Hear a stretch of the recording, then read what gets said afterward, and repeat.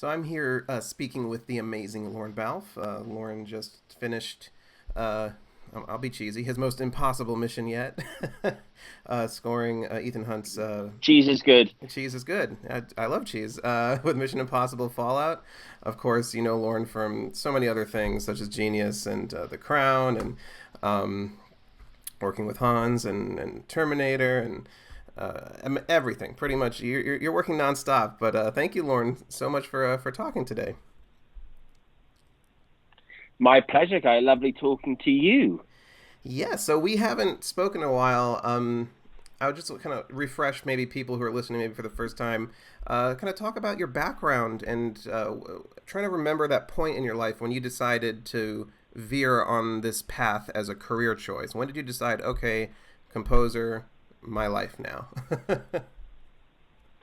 Oh, I'm not too sure. I kind of ever sat down and made that decision. It just started happening. Really, I Ah, think I was always in a musical family, and I was surrounded by it. So I always naturally knew I was going to do something with music. And yeah, I think just it just gradually. I remember at school we had a careers advisor, and when I said I wanted something to do with music, they said, "Well, the only job in music is to be a teacher." ah, And I thought, well, there's many more avenues than that, yeah. but yeah, it was just a gradual. It was starting off doing commercials, and then when it was jingles and commercials, and TV shows and games and videos. So that was the kind of the evolution, really. So, and you, of course, started off like most people in the industry, kind of working as an additional composer, kind of getting your feet wet that way and learning the business. What are some of those big? What are some of the big lessons you learned working with Hans, John Powell, all these other great, amazing composers, Rupert? I mean, how did you kind of? What were the lessons that you still hold today? I think the biggest lesson was I don't think anything, none of it was to really to do with music.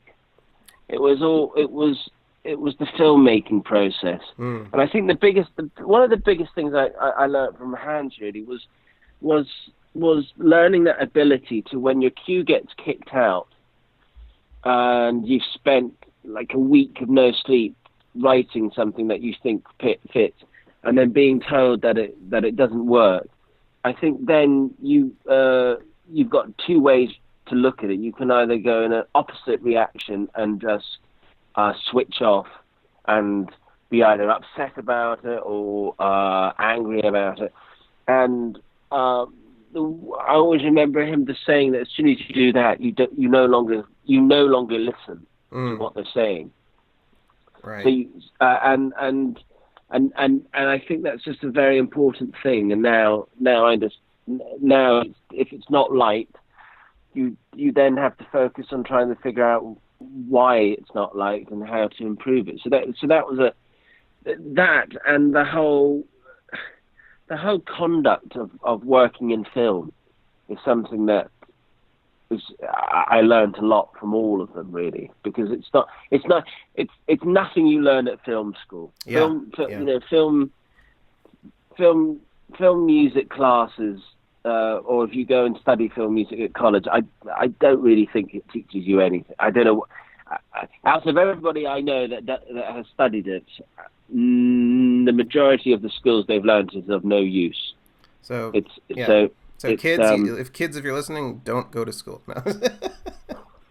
uh, go to school and go to school and learn a craft. But yes. if you want to do music, if you study music, but don't spend 3 years trying to study film music, because there is it's very simple. If you look at the people that we all regard as great film music composers, none of them went and studied it. So I don't understand why you would do that. Yeah, it's true. I It's mean, I it's went to film school and I a didn't. lot of Yeah. the No, I totally agree and with you. a lot of the technology that we're using is not being taught at the colleges, because they will have particular softwares that they focus on. So then that doesn't teach you. And then the main thing about film music is not about writing film music, because film music, that style doesn't exist. Writing music to film is what the job is, and I think that you only learn from working with people, and if you rewrite, which some of the things that they have you do is like rewrite the scene to The English Patient. But that the music for that, I think, won an Oscar. It was good enough. Yeah. So writing it again and then having a teacher then tell you that it's no good and give you an F. There's only one person that knows if it's good or not. It's the director. Yes. And I think that I think if you do want to do a course like that, it's working with a film score, something like that, where there's actual interaction with film. But that side is I don't think it does much. No, I agree with you. I don't think anything I learned in film school in terms of filmmaking I'm using today, working in studios and all that stuff. I don't regret, at least for me. I don't know about music particularly, but when going to film school, I do regret doing it. But it's true. You do learn the business and the actual craft. I mean, you learn a craft and then you have to apply it in the real world. And school is a protective bubble where you can learn and make mistakes, and then you get shat out of the womb, and you're now out in the world, and you have to learn to walk in like 3 minutes. Yeah. But yeah, and also I think you've got to kind of also look at study film. Yes. I think knowing film is part of what your job title is, a film composer. Mm-hmm. And I think that is the understanding of filmmaking is just very important. And I think one of the interesting things opportunities that I had on Mission Impossible was my writing room was next to their editorial room. That's perfect. So Chris and Eddie Hamilton, the editor, were down the corridor from me. So it was fascinating seeing the whole process, because the visual effects team were there, and it was amazing seeing because very rarely do you get to just hang out and sit and edit, especially as a composer. So being in that environment was fantastic. Yeah, and I'd say that's the same thing to film directors and editors and cinematographers, because as you know, I'm not a musician, but I love the marrying of sound and image. So I always urge other filmmakers, not just composers, to study film music, kind of on the other side, and make sure that's kind of part of the DNA of your ideas and your images. So I think it goes both ways for sure, to learn the craft of everyone around definitely. you. So I talked to a lot of other composers, and you do have this reputation, but don't worry, it's a good one. I talked to John Powell, Steve Jablonsky, and Hans. They always tell me, Lorne is amazing because he's such a fast writer, an efficient writer. Do you think you're fast? Do you think you're efficient? And what does that mean in terms of being efficient? Does that just mean being confident in your gut instincts and not dillying around? Yeah, I mean, how do you see yourself in terms of efficiency and quickness, I guess? Well, it's a difficult one, because it's weird when younger composers talk about or ask me, they say, "Oh, I hear you're really fast." So, you could be really fast and write a cue that's 5 minutes long and just hold one note down. Yeah, technically that technically works. So I think my real skill is the ability not to sleep. Really, I think that I used to have an addiction to Diet Coke, and that kept me full at it for days. But unfortunately, that is gone now. But I think it's I don't know. I suppose it's just a case of I've always felt that at least I'm a bit focused with the task in hand. But also I think that it's practice. by constantly writing and constantly producing, you're improving your skill, Yeah, and you're able to know, like anything in life. The more you practice, the better you get. absolutely. So I think that it's the same way as that after when you've done one film, when the director or editor is telling you that the cue doesn't work and they give the reasons, you sometimes don't quite understand what they are, or you misunderstand the commands. Mm. After you've done 50, you start picking up traits and information about the process and how people communicate. And I think that's it's just simply experience. And I think that the fast, I don't necessarily like being known that I'm a fast writer, because sometimes it comes off. I think sometimes people know that I can get a score done in 2 weeks. So it's not always And yeah, it's a a curse. good thing to be known for. But no, I think I think once you have your themes, and I think that's why I always I think I was a good additional composer. I think that I understood when looking at people's melodies what you could do with them automatically, because I think that I always I was a good arranger. I was able to distance myself from what, if the tune was good or if the tune was bad, and just look at how you can turn it on its head, and give it a different approach, really. Right. Do you ever, when you're in the moment and you're working and you are, and it doesn't have to be, even if you have 2 weeks to do a score or 2 months, or do you ever doubt yourself still at this point in your career? Do you ever have creative doubt? Do you ever look at something and go, oh God, I don't know if this is correct. I don't know if this is good or bad. I mean, do you still have those moments? Yes, but I just don't think I don't think about it, because I think Mm, it just then, if that, everybody's got doubt about what they're creating in life, right. and I think that you're scared and intimidated, and I think that after a while, it doesn't really help having these feelings, and I think that you've got to put them aside and just get ahead with the task in hand.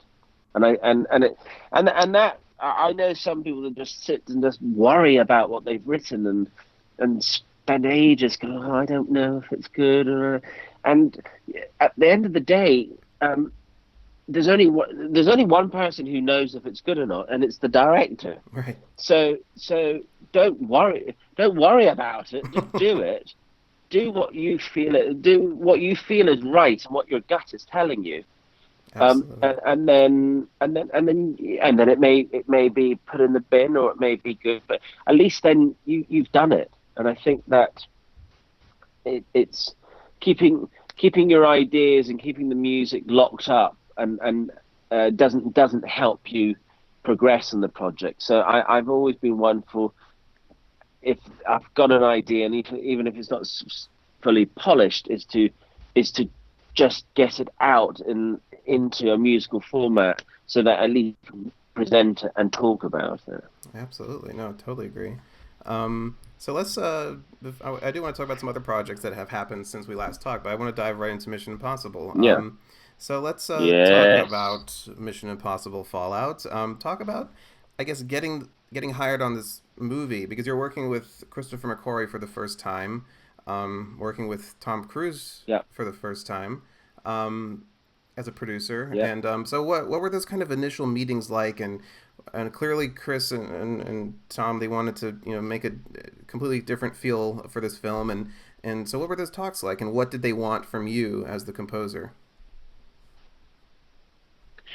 Well, I think this was a big step up, really, for me in my career. Oh yeah, And yeah. I think that it's something that I know every composer, when they work on a franchise, say, "Oh, I've been a fan from the beginning," but I remember watching at college the first Mission Impossible, and I remember the train scene, Yeah. and I remember that Danny Elfman cue that's all over it, and I just Mission. I was always a fan, so I think really. Subconsciously, I've probably been scoring this movie for 22 years, and finally I got the opportunity. That's amazing. So I think that I think that we all know that melody, we all know that tune, and I don't think that they didn't come to me because they wanted. There was no direction. We wanted totally different. There was none of that. I think the movie is the movie tells you what musically it's going to be, and I think that it's a darker tone, and you see a different side to Ethan than we've seen in the other movies, and I think that then started already kind of giving inspiration to it. So the first time Chris and I met, we talked a lot. And then after the second meeting, I basically left, and I wrote not to picture probably about an hour's worth of music. Oh wow! And just sweets. And get yes, and ideas about what you can do with this iconic theme. Right. And still, because to me, I think when you've got a theme, you have to be respectful to it and what it represents. If it's a well-known theme, because the fans connect to it. Yeah, yeah. And if you don't use it, in the right way, or you discredit it and feel that you should only use it once in the movie and then walk away, I just don't think you've got the same experience. You've got the name, the film, and you've got those characters, so it's nice to be able to create that common thread. So yeah, so I basically I wrote my guts out. I just thought I really want to. Chris was. I've admired him right from the beginning of his career, and the Mission Impossible franchise is just an amazing film, and they just keep getting better and better and better. Yeah, they do. And I just and I felt that I really had to. I wasn't asked to. I just felt that here's my opportunity. I want to musically present some ideas. So I did it and then sent it to him, and then really I then got the job. So I think it was there was a mixture of pieces. There was interpretations of the actual Mission Impossible theme, and then there were other pieces in it that I felt were all related to like our baddie theme, which is just a 2-note kind of octave jump thing, is related to the plotting theme. So, yes. So all the DNA of the music is in Lalo's original music. It was just trying to twist it and give it a more left field approach, really. And because there is that the kind of the core central motif of it. It's those 3 descending notes. That's kind of pulled from the main theme as well, isn't it? Or am I thinking of yes? Something? Yeah. No. I think it's always interesting, because I think when people send you a message just saying, "Oh, it's great that you use the same theme from Rogue Nation," I'm thinking, God, did I? And it's like, no, that's the plotting theme. Yeah. It was, and then if somebody makes a reference that sounds like some other movie, it's like, well, no, it was written in I think he wrote it in 1968 or 67 or something like that. Yeah. 67, yeah. It was, yeah. So he was he got an issue with it, getting a time machine. But I think it's the DNA was all, and also look, I think when watching it, you naturally feel that there's a darker tone, and musically, it wasn't going to be. It told you that it wasn't going to be lots of busy woodwinds and really anything like I think there had been before. So I hope people enjoy it. I know that Chris Chris and Tom are the gatekeepers really now for Mission Impossible, especially Tom, to do with he is Ethan Hunt. Yes. You can't get a better sounding board than him, and that piece of music really it really does belong to him now, the Mission Impossible theme. So you've got two amazing guardians really walking you through the whole process and wanting to kind of give a new approach to it really, which hadn't been done really in a while. Yeah, it's and I always love this franchise because it seems like it's not like James Bond, which I love James Bond, but when you make a James Bond film, you're making a James Bond film. But I like how this franchise has kind of turned into this place where directors and composers can almost give their very personal stamp on it. I mean, De Palma to John Woo and Brad Bird and J.J. Abrams and even Chris with the last one, and all the scores. I mean, from Joe Kramer's is brilliant, and then Hans's is absurdly amazing and ridiculous, but it's still cool. And Danny and Michael Giacchino. I mean, they're all fantastic. So I think everybody has given their own voice to it. And but yeah, it's great to feel this kind of I don't want to use the term modern, but it is kind of like a modern action kind of approach to it, blending orchestral and electronics and kind of that big, almost a world-ending sound. You kind of have gravitas and weight here that you kind of took it's grittier. I mean, the look of the film, I think they changed cinematographers too. It's more grittier, it has higher contrast, deep shadows. It definitely speaks differently to the audience visually. So I loved it. Yeah, I mean, and I think. Yeah, and I think that if you don't, with the type of the way visually it looks, if you don't incorporate electronic textures, then you're because it should be purely classical. You're missing out on a whole world of interesting. You're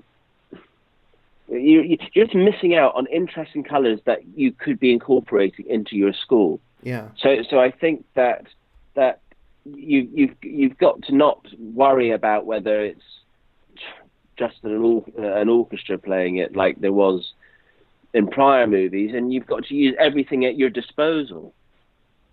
Absolutely. And another aspect of the score that I really loved, the way what you used is percussion, and the way you embraced not only the bongos but kind of have like a drum circle of sorts to, I mean, like the rooftop chase, just utilizing percussion just for that, highlighting the footsteps. I mean, it was so just kind of a simple idea, but so brilliant in its execution. And then that percussion is kind of embedded throughout the entirety of the score too. I mean, I just love that kind of tactile feel of kind of that kind of percussion.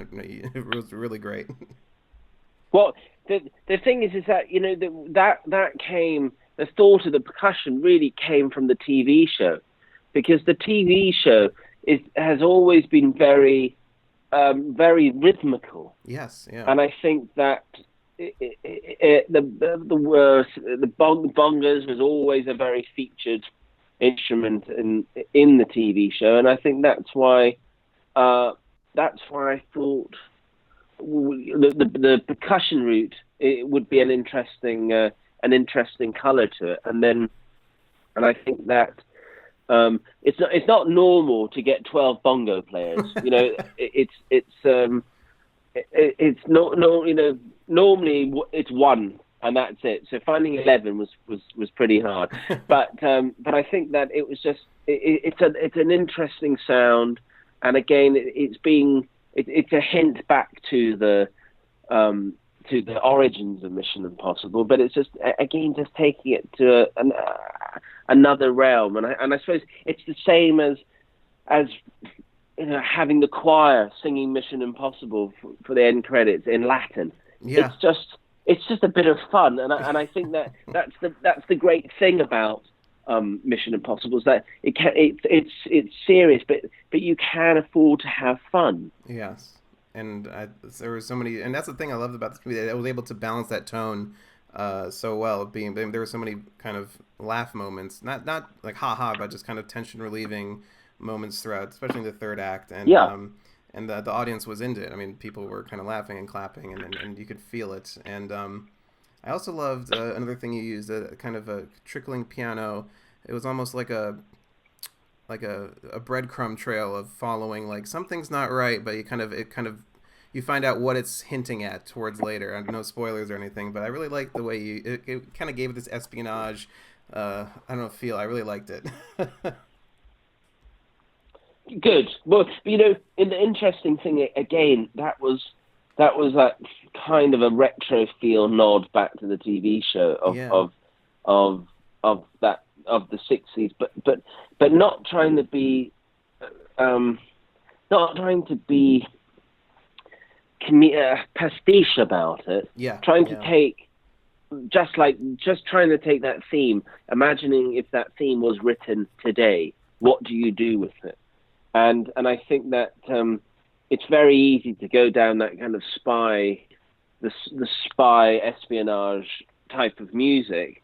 And it becomes a parody. Yes. Yeah. It's very And I easy to think that slip into that. that's Yeah. one thing.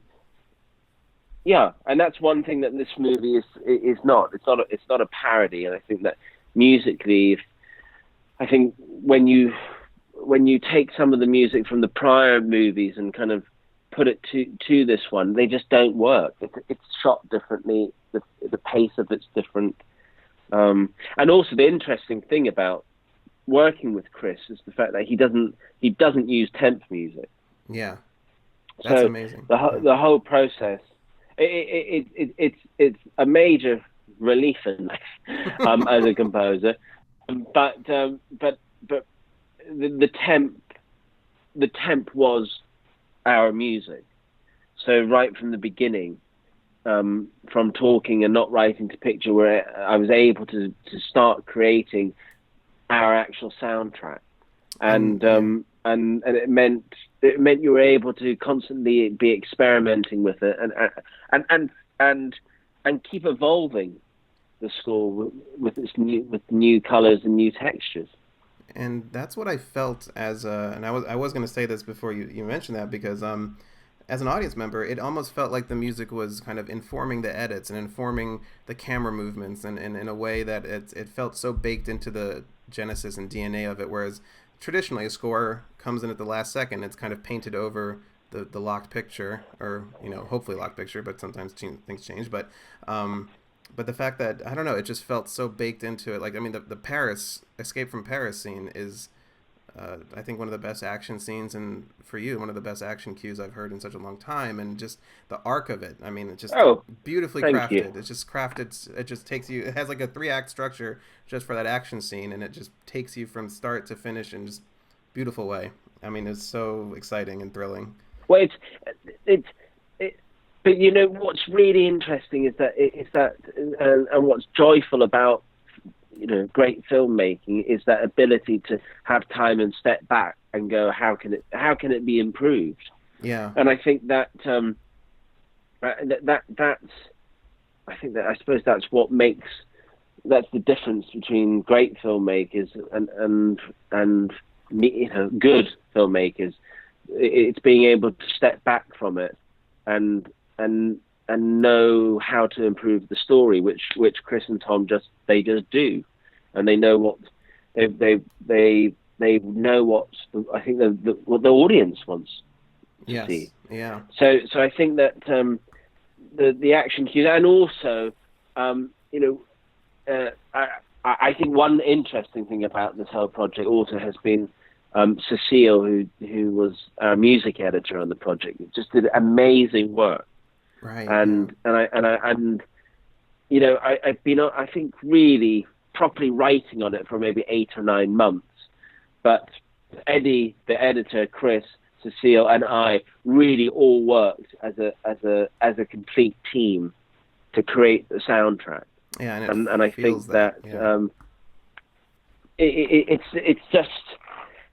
No one person can stand there and say, I did this. Yes. I'm so clever. I think it really, I think that, which many people do stand there and solely take credit. But no, I think the whole process was just amazing and constant experimenting it. And I think it's like scenes like the well, it's difficult talking about it because then you give spoilers. But Yeah. but yeah, I think there's Chris has got great taste with choosing music and seeing where you don't need it. True. There was, And that's yeah. I mean, I love and Jack Reacher too. There was this car chase that was scoreless, and it was so powerful that you'd have. I mean, he had working with Joe Kramer, and it was a brilliant composer, but they pulled it away, and they did the same thing in this one. There was a sequence that had no score, and it was all of a sudden you, as an audience, were like, "Whoa, there's no score here." You feel more in tune to it. There's something a little bit more visceral and raw and kind of organic here, and then I love that contrast and juxtaposition of doing a big bold action scene with a big score and then just completely removing it. Yeah, and I think that's a different. It's a difficult thing for a composer to figure out where it's not needed. I think a lot of composers get they think that it should be constant music all the time, and it's just that is not how it should work really. And I think that it's like the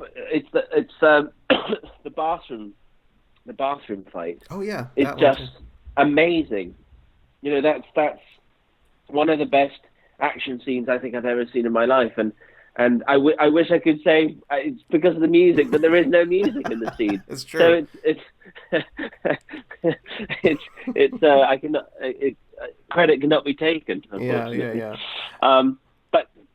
But no, it's an interesting thing that I think a lot of composers do, and they find that shock when they get to the dub stage and they find that there's a whole cue being taken out and there's no music, and it's like, oh, I spent a week doing it.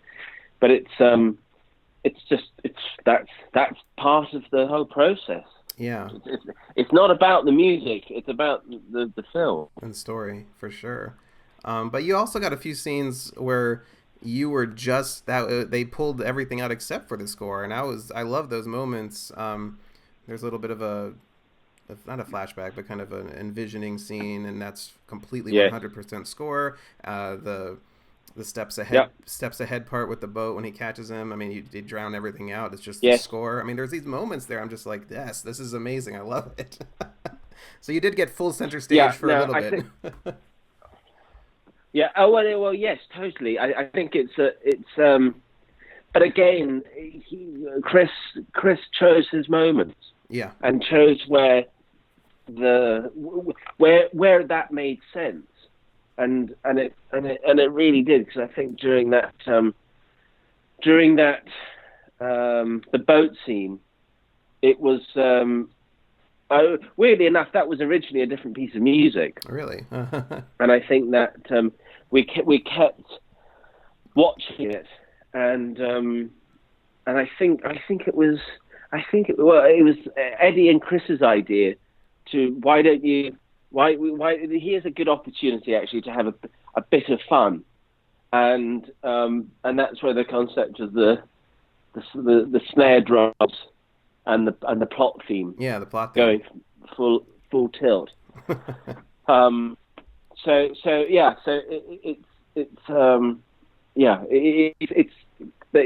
Chris has just got very good taste, and I think that's what makes a good director. Absolutely. And there's another aspect of the score that kind of surprised me, that I don't think we've seen in the other Mission Impossible films, and it's you kind of comment, and the film comments on these characters' lives as these nonstop saviors of the world. They can't have families, they can't have real lives, and you're able to kind of almost add this existential melancholic sorrow to that in pieces like We're Never Really Free, and kind of highlight that. And I thought that was had a layer of depth that I was like, oh, this is interesting. This adds more feeling and more emotion to it. I mean, that was unique to be able to have a canvas for that. Yeah, well, I think that's I think the film allowed you to do it. I think that the film, unlike prior of the movies, that character development was never occurred as much. Right. So that's why with this one, and I think that I think I originally started writing other themes that were probably more melodic, and to me, I always treat that Mission Impossible theme. It's really Ethan's theme. Yeah. So I think that conflicting it with an Ethan theme and several other things, I think would just get far too complicated. And I think all of the characters they all make great sacrifices in life. And I think that Ethan has made major sacrifices in life. So there was one of the first pieces I wrote, which is basically that piece. It's really an 8-bar chord progression where each player of the violin and cello section.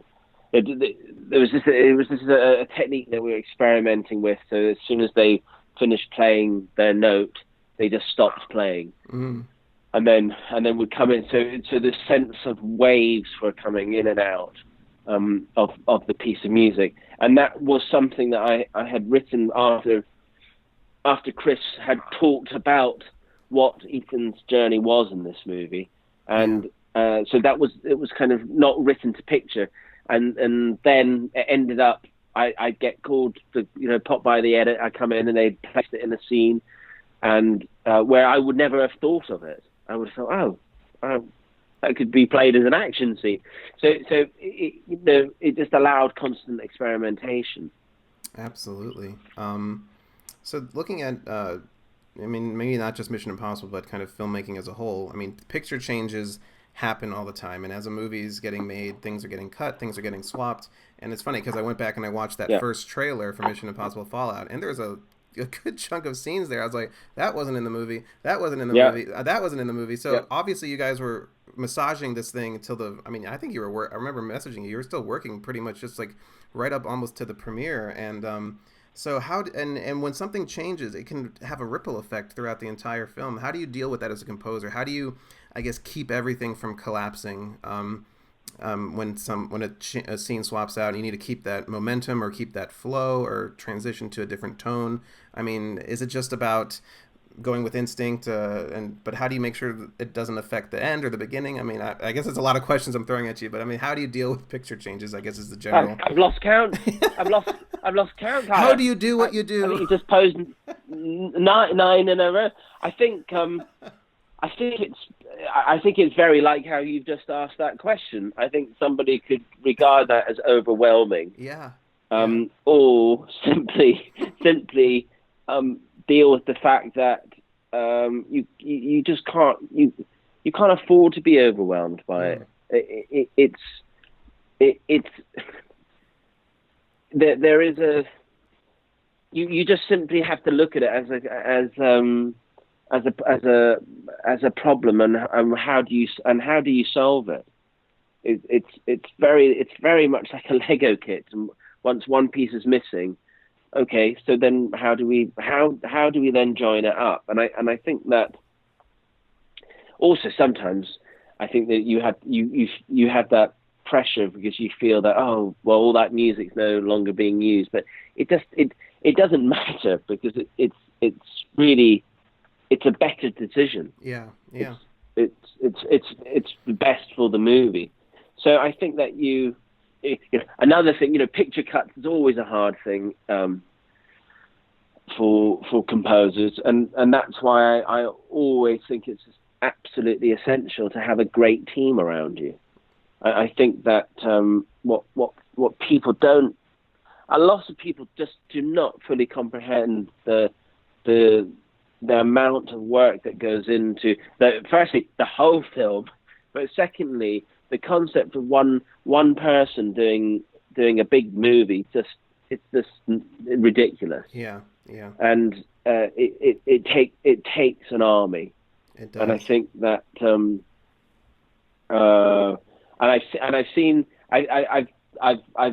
I've witnessed it before where they don't have a team, and it's caused close to heart attacks or breakdowns of relationships. it just doesn't work. And I think that you work, the industry now is at such a fast pace that when, changing an action sequence that is 3 minutes long, and if they shave off 10 seconds, it can affect a lot, because that whole flow is now gone.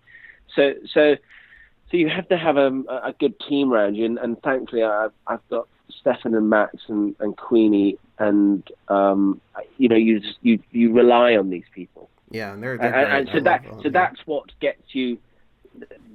That's what gets you through that process.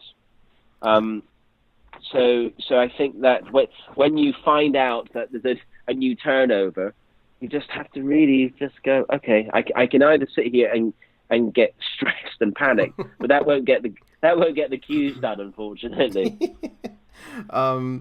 So working on Mission Impossible, it's such a again, we talked about the theme, such an iconic theme. It has a huge fan base, and I think working on a franchise like this, not just for you, but I mean, Chris and editing and directing and the cinematography puts you more in the spotlight for more than any other film, which means more opinions from audiences, more criticism. Everyone's going to have their opinions. Yeah. Everyone's going to have their point of view. Oh, don't they just? Don't they? Yeah, they do. So as a composer who's, you're doing the best to service the film, and people will look at it and you'll read things that are completely trashing you. You read things that are praising you. I mean, how do you handle that kind of criticism from the public as a you're servicing the film, and of course the audiences are meant to take it in and form their opinions, but how do you deal with all that? Or how do you look at it? I think you can put on a brave face, but there's two ways to look at it. It's hurtful, mm-hmm. and I think that anybody that says it's not is lying. Yeah. Because nobody spends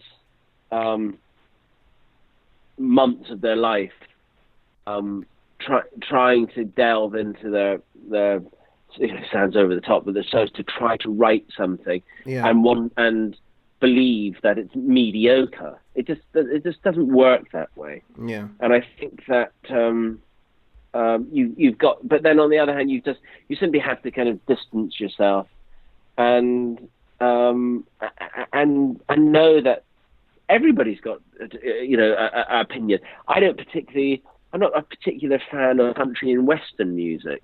Now that's just me. Yeah. But there is obviously I'm in the minority because many people do.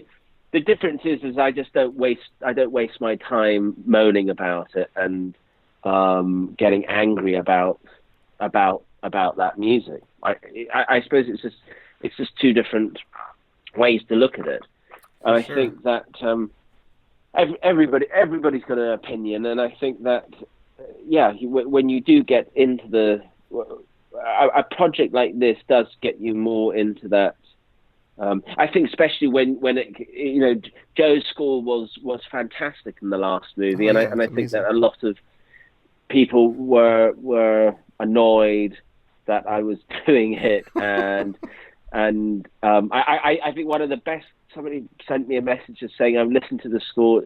It's so bad. I'm not going to see the movie now." And what can you say to that?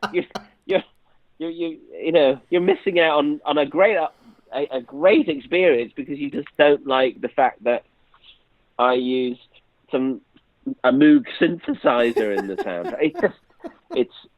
Listen, it is what it is, but I think that it's I think you have to just you the only way you can really cope is to distance yourself and just not worry about it. But I think the only thing that bothers me is just when people don't. I think critique is important for all of our development in life. Yes.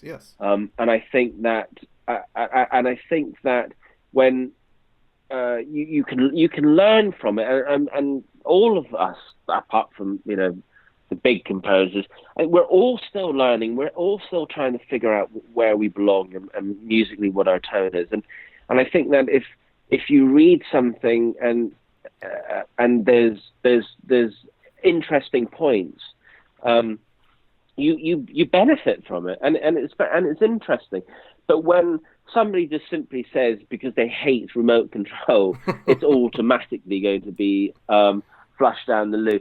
You just got nowhere to start with, so you have to ignore some of that nonsense.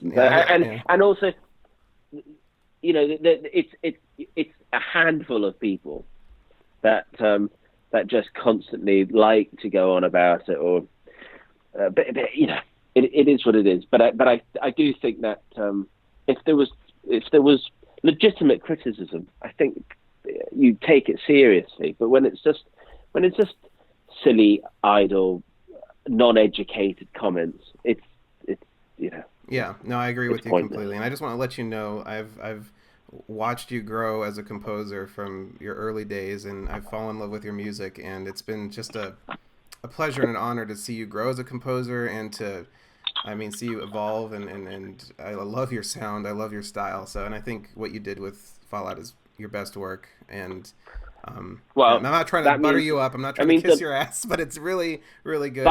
Keep buttering it. But you see, you'll be accused. You see, of something. But no, that means a lot. And I appreciate it. And also, I think that I spent a long time on this project. I started nearly a year ago. Yes. And it wasn't a last second thing. Well, yes, and I think that it's. But I do think that we're all new to the game. Mm-hmm. I think it's very exciting at the moment. There's a lot of composers out there that are getting to have their voices heard, where I think 10, 15 years ago it was quite a closed shop. Yeah. So I think now it's exciting. You know, the concept of what is film music is so broad now. It doesn't have to just be that. No, and I always quintessential orchestral score. Yeah, no, there's no manual. There's no instruction manual of how to make a movie, how to write a score, how to shoot a film. And if there was, then we would never grow. We would never evolve. The industry wouldn't change. And there is a lot of closed-minded opinions out there, and don't worry, I have my own hate thread already as a writer, as a film music journalist. So I'm in your company. People hate me. So, but exactly. But the thing is that it's like the whole there's a real strong feeling of not wanting to involve electronics or progress with music. Now, I know progress is maybe the wrong word for some people, but that's like saying that we should have just stuck with black and white movies and not progressed to color. Yeah, it's just it's crazy. Why would you not? Yeah, and why would you not want to use elements that exist to help enhance the whole process? It's holding on to the past, and some may not regard it as progressing, but I think it's the filmmaking techniques have changed, and the way that we. Yeah, you know, yes, it's not stereo any longer, unless you're watching it on your iPhone all the time. But. Right, which people watch movies on their iPhone. I can't wrap my hand around that, but exactly. Yeah, they're gonna be. Just think about that, Lorne. People are gonna be watching Fallout one day on their phones. All that sound, all that. Yeah. But. I know. So before I let you go, I do want to touch on. I don't want to hold you too long. We'll save a lot of this stuff for another interview. But I do want to talk about Genius, because that's another score you recently did for season 2 for Picasso, and I loved the one you did for Einstein, and now with Picasso. Talk about that project and being able to create these musical portraits for these iconic figures, and how was Picasso a different challenge than Einstein?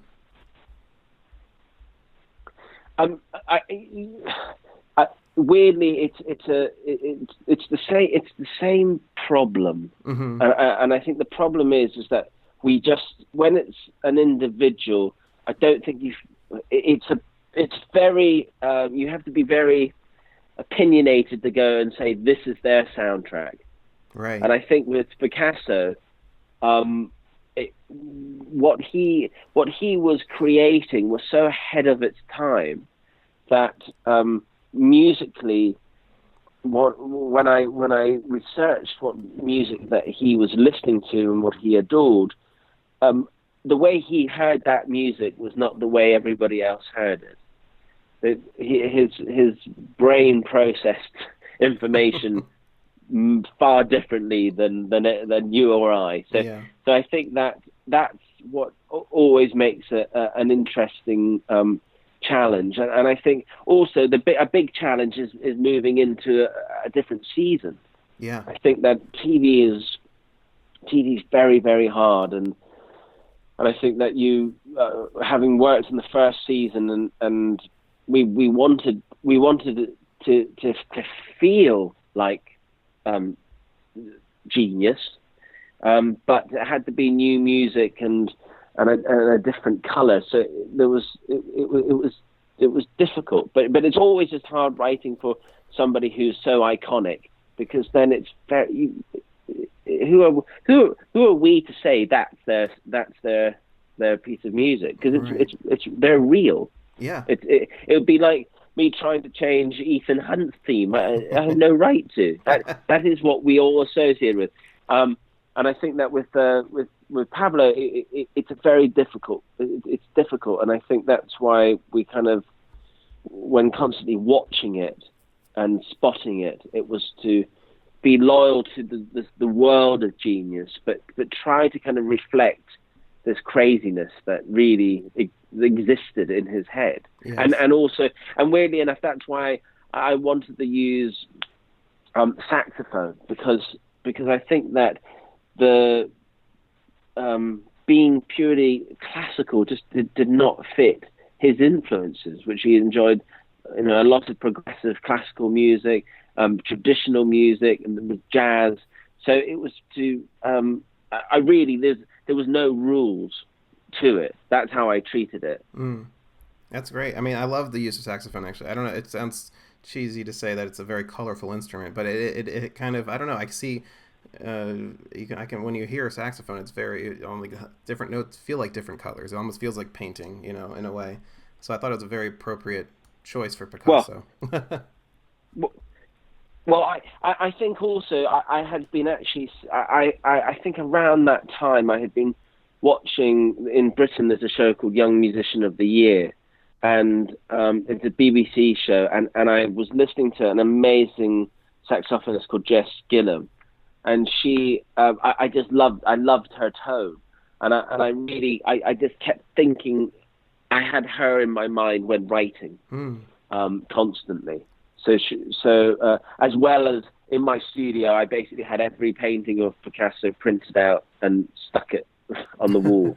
And I just, I really tried to kind of delve into his crazy head.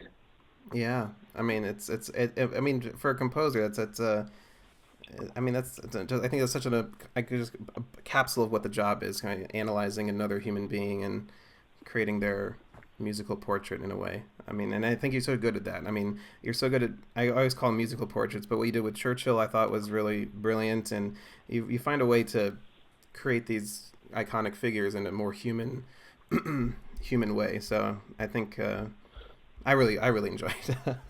Well, I think, the interesting thing is that I think we all know what the easy way of doing it. And the easy way of doing it is probably making it bigger than life, right? And I don't think that's it's kind of like that's the opposite of what these people are, because it's like when you meet the stand-up comedian, he's so loud in public, but deep down he's very lonely and sad. Yeah, right. It's just their persona is the exact opposite, and I think musically you have to create that soundtrack, and I think you of the soundtrack of that individual, and I think that's why I think like schools, like when Hans did Hannibal. I think it was just it was the score was romantic. Yeah, he calls it a And romantic I comedy. think that's yeah. um, And I think it's interesting, because the thing that if you just had doom and gloom all the time ahead of a lecture, you probably don't feel fully invested in them. right. So I think you've got to somehow delve into their heads and musically try to show this other side that's not visually there. So it's very hard. Oh, it is. It's a challenge for the filmmakers, for you. But kind of to wrap up a little bit, what other hobbies do you have between projects that you kind of recharge? I mean, I know you're a father, husband, you have two, wonderful children now, so that's taking up probably most of your free time. But do you like to, fish? Do you love to go riding? This sounds like a Match.com interview. Do you like walks on the beach, Lorne? Do you like dinners, Italian food? Like poetry. But I think it's an important thing. I mean, how do you how do you recharge between projects? I think, yeah. Well, I think that it's interesting. Somebody I overheard being asked about what their hobbies were, and they said socializing and cooking. And I thought that I wasn't aware they were hobbies. I thought they were like necessities of life, especially cooking. But no, I think it's a difficult one. I think that it sounds cheesy, but I'm very fortunate in that my hobby is something that I get to do as my job. Right. And I've always written and performed. Even when I was assisting other composers, I always, even during downtime, I wrote. And I think that you have to make sacrifices for this job, because there is no 9 to 5, and there's no union, and there's no clocking on. It's something that just you live and breathe, and it's. You miss out on a lot, and you notice after a while you no longer get invited to parties because they know that you're going to say no anyway. So it's one of those things. But I do think that it's a very fortunate thing, and I think that being a father and a husband now has changed my priorities for the best. Yes. And I think that now it's enriched my life to a level that I just never knew existed. And it's probably made my writing more focused with that time. But hobbies went a long time ago. I used to have a lot of them, and then the studio environment happened, and right. but I've always loved writing. So when I used to have days off, I'd still write, and even if it was, I'd write for library music, or I just constantly write, and I still write for library music. If I've got time off, I just love writing. It's great. It's great fun. Well, it's great fun for us as an audience to hear it, and I just appreciate everything that you do, and appreciate your time today. And we'll save. There's a lot of other things I'd love to talk to you about, but we're talking for an hour, and I don't want to take up your day. And just thank you so much, Lorne, and congrats on such a wonderful accomplishment with Mission Impossible. Well, thank you so much, Kyle. A lovely interview, as always.